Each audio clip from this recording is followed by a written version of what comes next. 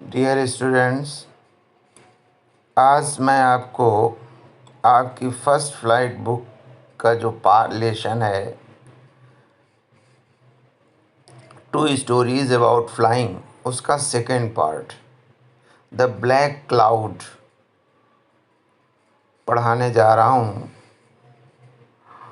और इस लेसन के इस पार्ट के जो राइटर हैं, the writer of this part is Frederick Forsyth हैं।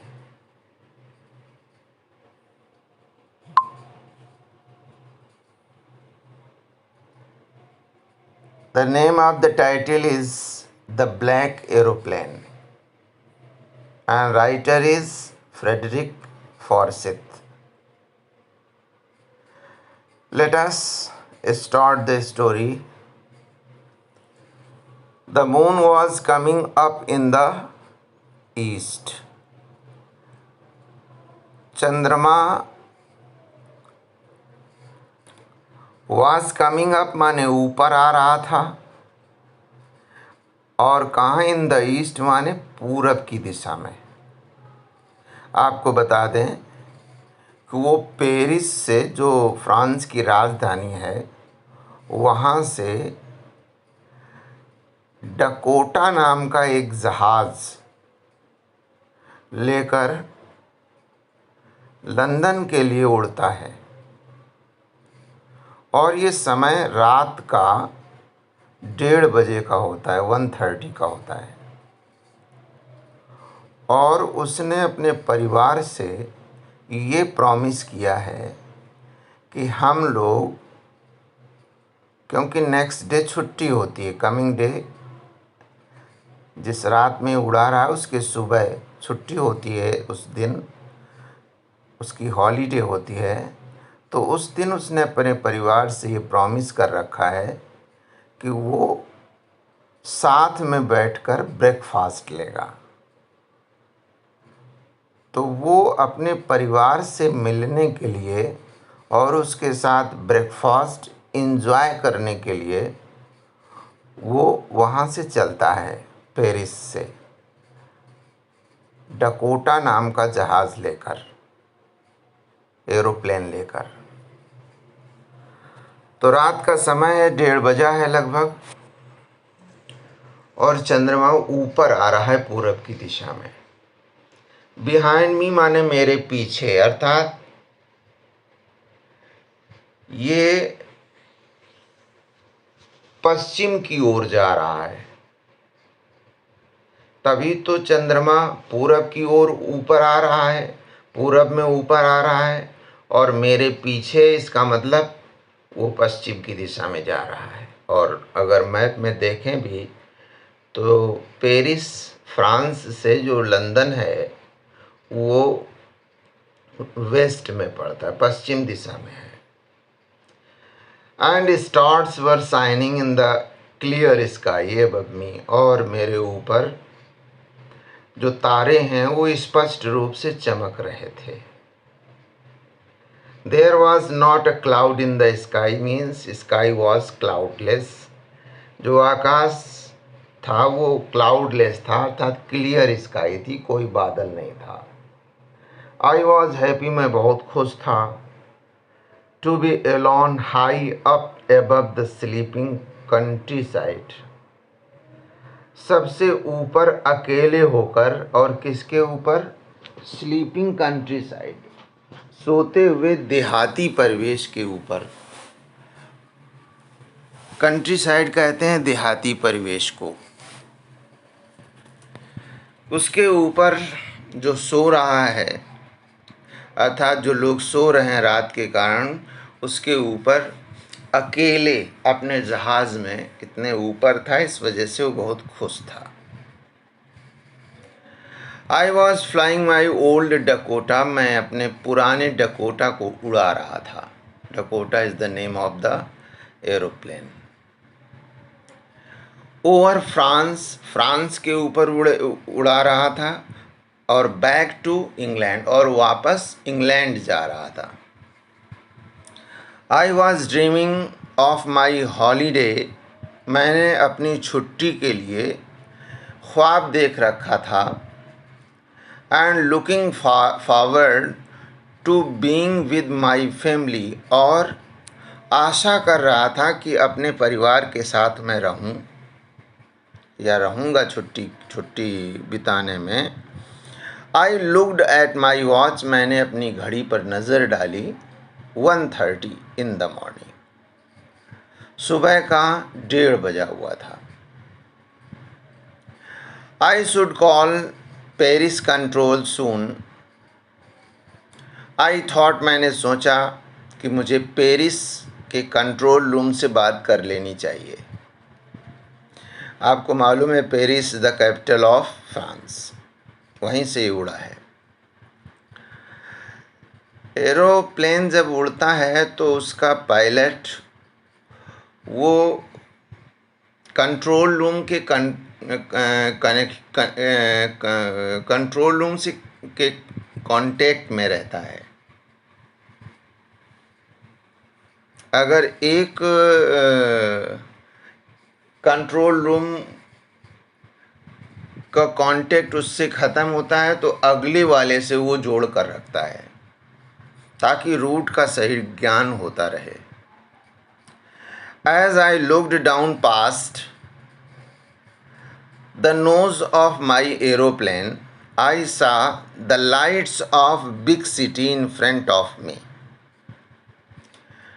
I looked down, मैंने नीचे देखा, पास्ट गुजरते हुए, और कहाँ देखा? Nose of the aeroplane, aeroplane की नाक पर देखा, अर्थात जिसे हम कॉकपिट कहते हैं, उसी के सामने जो टिप होता है उसके उस पर देखा। तो उसे क्या दिखाई पड़ा? आई सा द लाइट्स, मैंने लाइट्स देखी, ऑफ बिग सिटी, एक बड़े शहर की, इन फ्रंट ऑफ मी, अपने सामने। I switched on the radio and set, मैंने रेडियो को स्विच ऑन किया, मीन्स रेडियो को चालू किया। रेडियो वेव्स की बात है यहाँ पर। ये रेडियो जो हम लोग के घरों में होता है वो नहीं, उसी की जो वेव्स हैं जिसके कारण ये रेडियो हम लोगों को बजता है, वो वेव्स, उस रेडियो वेव्स को मैंने शुरू किया। और सेट पेरिस कंट्रोल, और पेरिस कंट्रोल से मैंने बात की।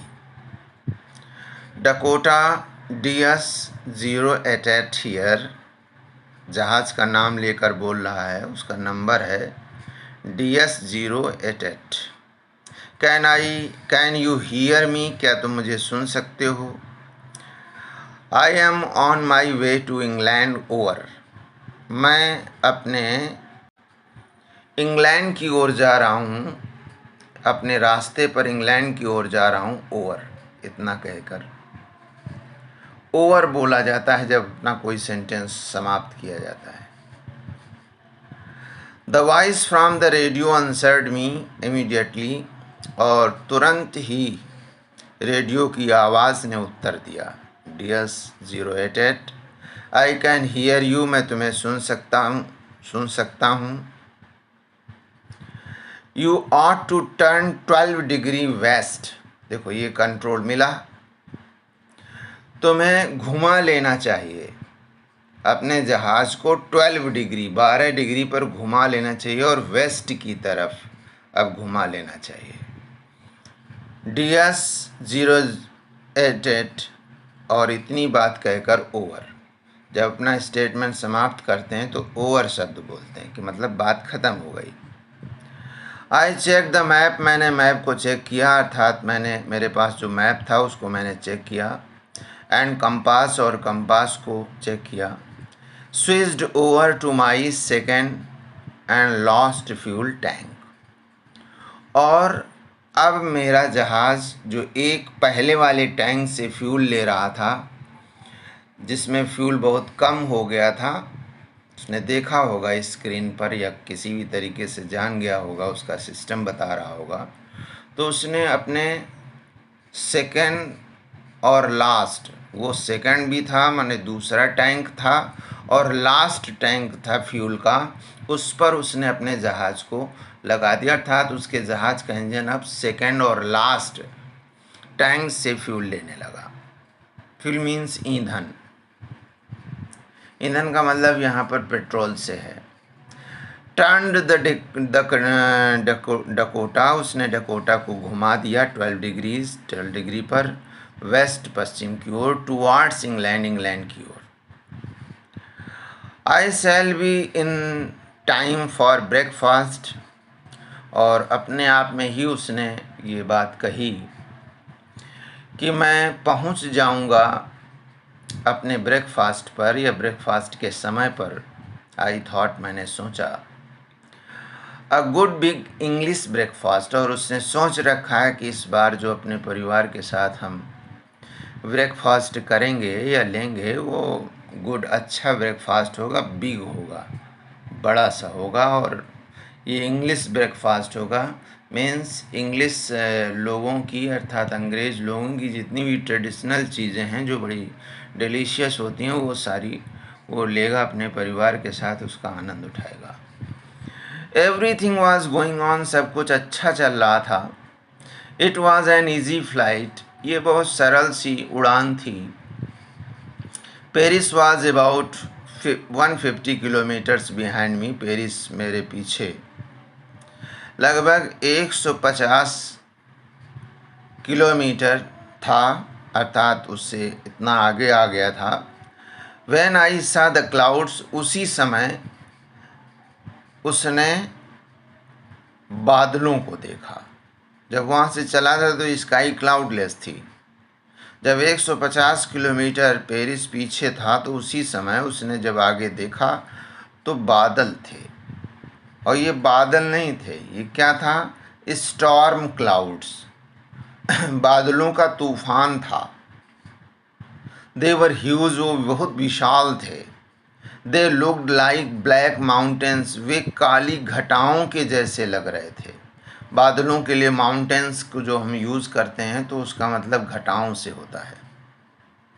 काली घटाएं जैसे घिर गई हों ऐसा लग रहे थे। स्टैंडिंग इन फ्रंट ऑफ मी, मेरे सामने वे खड़े हुए थे, अर्थात वे काले बादल विशालकाय, अक्रॉस द स्काई, पूरे आकाश में, इस ओर से उस ओर तक, इस छोर से उस छोर तक, माने जहाँ से वो जहाँ तक नज़र जा रही थी वहाँ पर बादल ही बादल थे। आई न्यू, मैं जान गया, आई कुड नॉट फ्लाई अप और ओवर देम, इतने अब वो पास में पहुंच गया था कि वो समझ गया था कि मैं अब इनके ऊपर नहीं उड़ सकता। अब कहते हैं नीचे से ऊपर जाने की स्थिति जब होती है तो ऐसी गतिशीलता के लिए अब यूज़ किया जाता है। तो अब दूर से अगर होता तो वो बादलों के ऊपर पहुंच जाता, अब बादल बिल्कुल पास में है तो अब बिल्कुल 90 डिग्री पर वो अपने जहाज़ को तो ऊपर नहीं कर सकता है। तो वही वो कह रहा है कि मैं अब उन बादलों के ऊपर नहीं जा सकता और ना ही ऊपर जाके उड़ सकता। और कहते हैं कोई चीज़ जब किसी चीज़ के ऊपर होती है लेकिन उसे स्पर्श नहीं कर रही होती, तो ये दोनों कंडीशन में वो कह रहा है कि मैं ये नहीं कर सकता था। And I did not have enough fuel to fly round them to north और साउथ, उत्तर और दक्षिण की तरफ से घूमकर उड़कर जाने के लिए मेरे पास पर्याप्त फ्यूल नहीं था। अर्थात उस पूरे तूफान, उस बादलों के तूफान को बचने के लिए उन सभी का चक्कर लगा के चाहे उत्तर से चाहे दक्षिण से निकल जाने के लिए उसके पास पर्याप्त फ्यूल नहीं था, बहुत मजबूरी थी। I ought to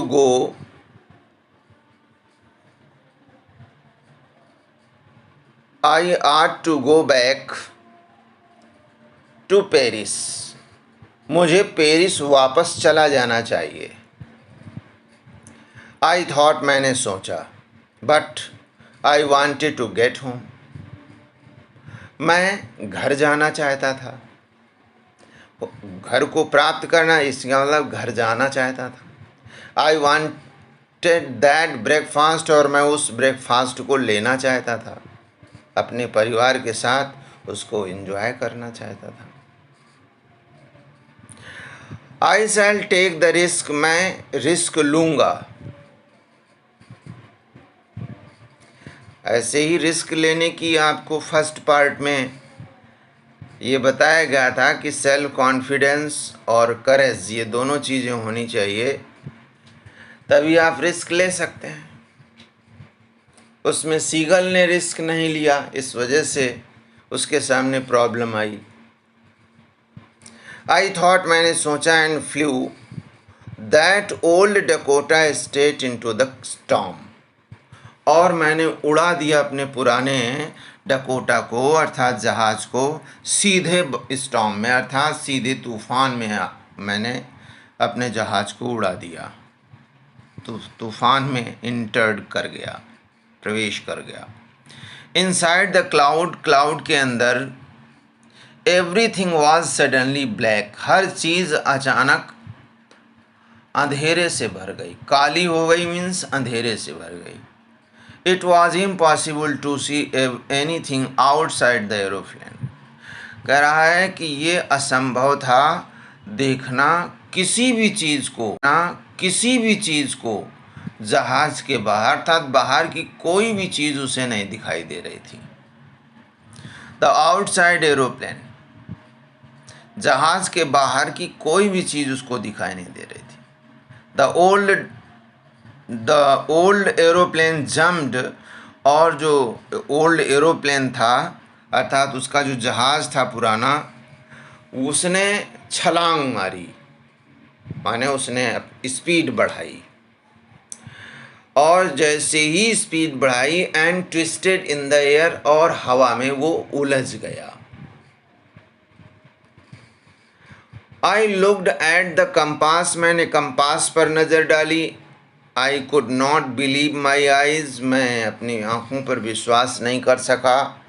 the compass was turning round round and round and round, compass घूमे जा रही थी, घूमे जा रही थी, घूमे जा रही थी।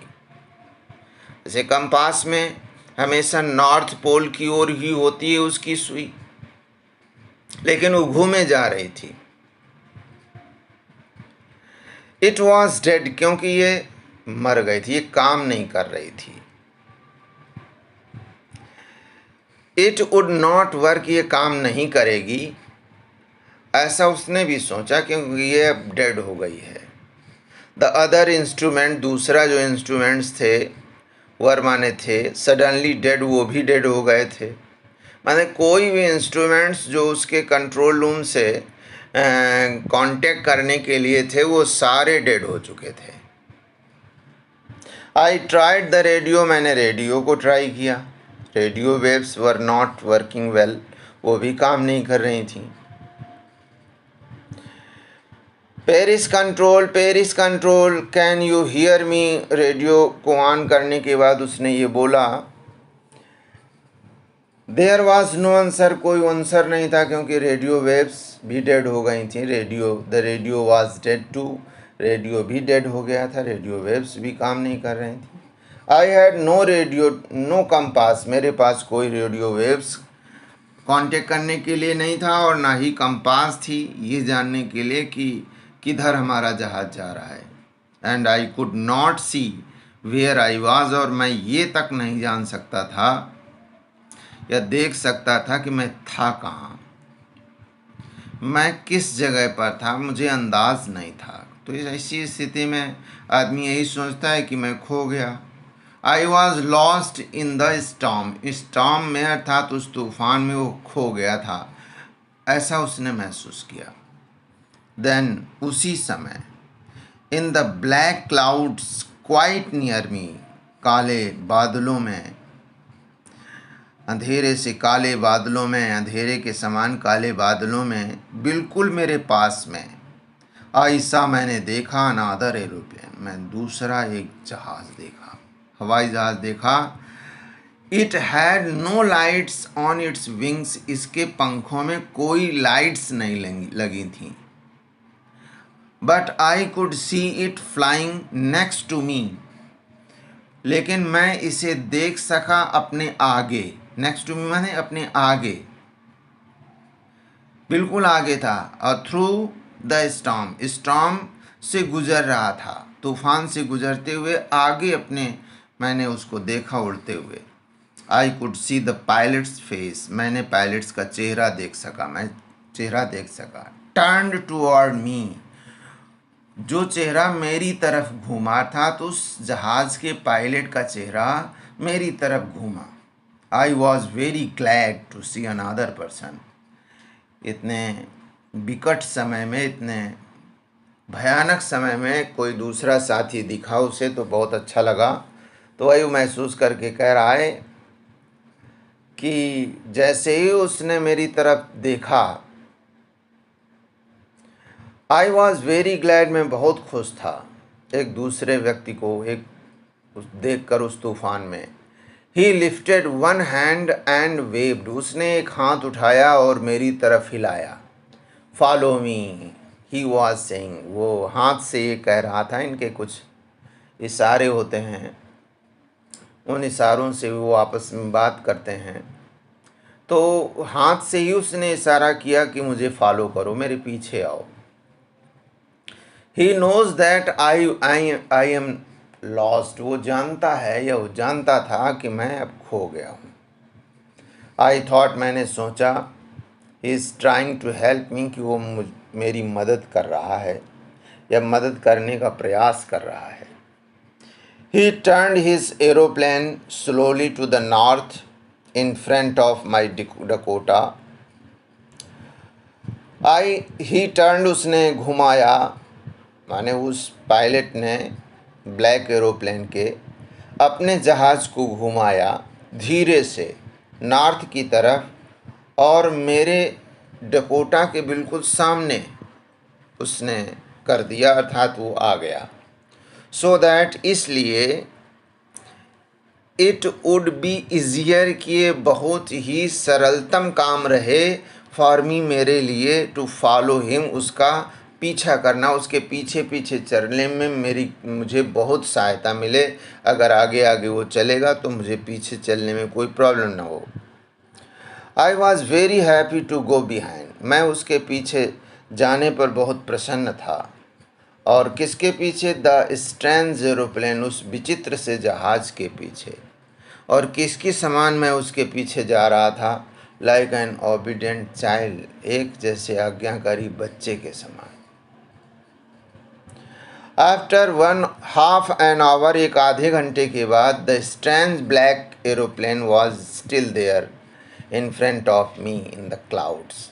आधे घंटे तक के बाद भी वो स्ट्रेंज ब्लैक एरोप्लेन, वो विचित्र सा काले रंग का या अंधेरे से भरा हुआ या काले रंग का एरोप्लेन फिर भी मेरे सामने बादलों में था। Now there was only enough fuel in old Dakota's last tank to fly for 5 or 10 minutes more. ये प्रॉब्लम और थी उसके सामने। अब केवल पर्याप्त ही मेरे पुराने अर्थात बुढ़े से डकोटा के टैंक में, लास्ट टैंक में पर्याप्त ही फ्यूल था। और किसके लिए? टू फ्लाई फॉर 5-10 मिनट, माने 5 या 10 मिनट तक और वो जहाज़ उड़ सकता था, ऐसा उसको दिख रहा होगा। उसके इंस्ट्रूमेंट, जो इंटरनल इंस्ट्रूमेंट लगे हुए होते हैं जहाज़ में, जो जहाज़ के हर एक पार्ट्स की जानकारी देते रहते हैं कि कौन वर्क कर रहा है, कौन कितना क्या कर रहा है। बाहर से कनेक्शन ख़त्म है इसका।